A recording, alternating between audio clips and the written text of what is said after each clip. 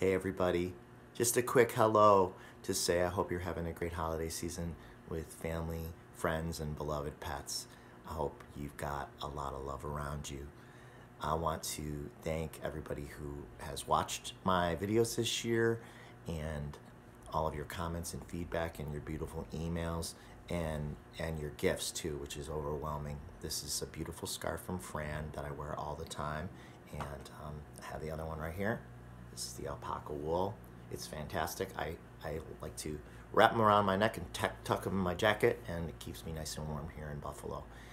Thank you also to Diane for the awesome molasses and snickerdoodle and molasses cookies. I was gonna hold one up with my coffee, but I just finished eating it before I started the video. So I swear to God, I'm eating them, Diane. And yes, I've got my coffee all the time with my cookies as fuel for working on the next book, which I've been cranking away on the last bunch of weeks, and that's why I haven't been online too much, and I'm behind on my emails, for which I apologize. Any of you who are creative, you know how time-consuming writing can be. It's a joy, but it's a time.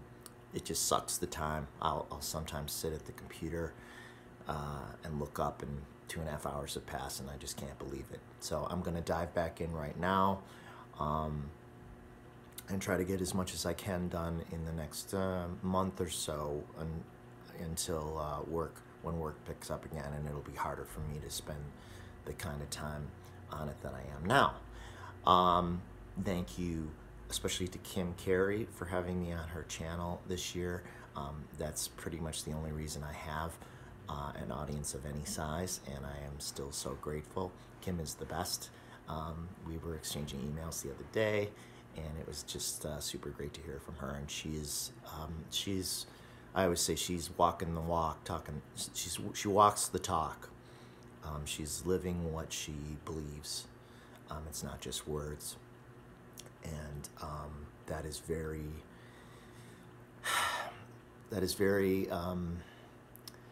encouraging in these tough times, to know that there are these people who are such bright lights, and she's one of them, and you all are too.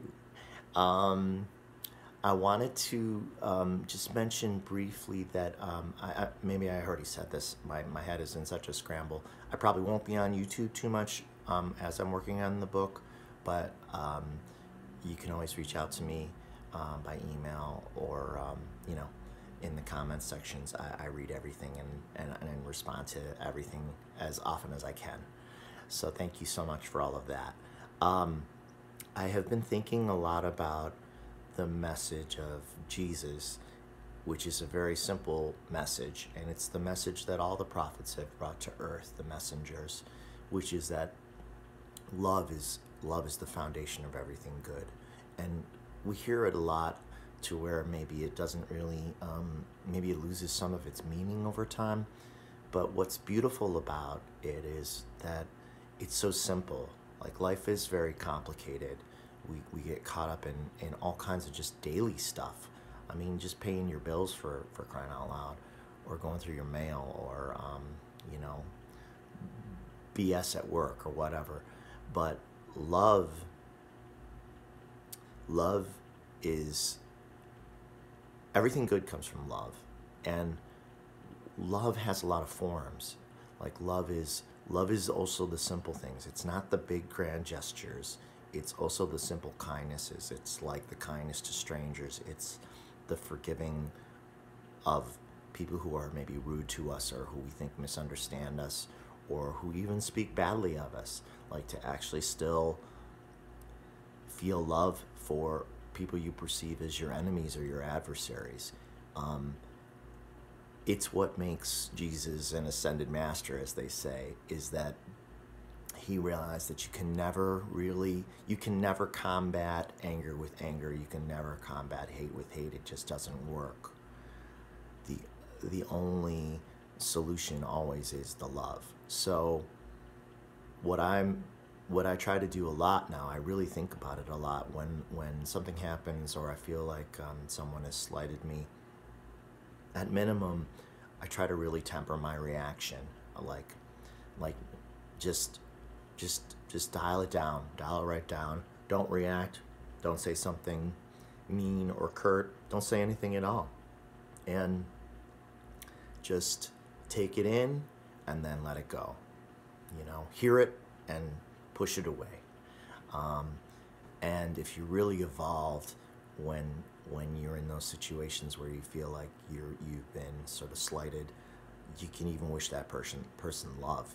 And that is the hardest thing to do, especially like when we think about what's going on politically and with the turmoil of the last presidency and the insurrection and all those things. If we were really, really up there, if we were really, really ascended, we would forgive everybody involved and we would love them. And I know how hard that actually is to do. It's easy to say, but it's hard to do. So, but if you can at least not wish people ill, you know, people who disagree or people who you find frustrating, like, you know, if your point of view is that, you know, anybody who's not vaccinated is a horrible person or something, you know, try to temper that. Try not to wish them harm. Try to clean up that energy if you can in your own small way, and even to send them love if you can.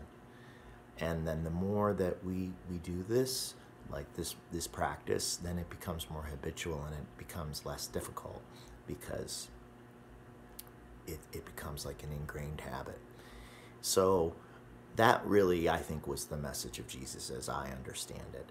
And again, super simple in principle, super difficult to actually execute, or at least until you get to his level of enlightenment where you just sort of, you take in what's going on, but you don't react from anger. You react from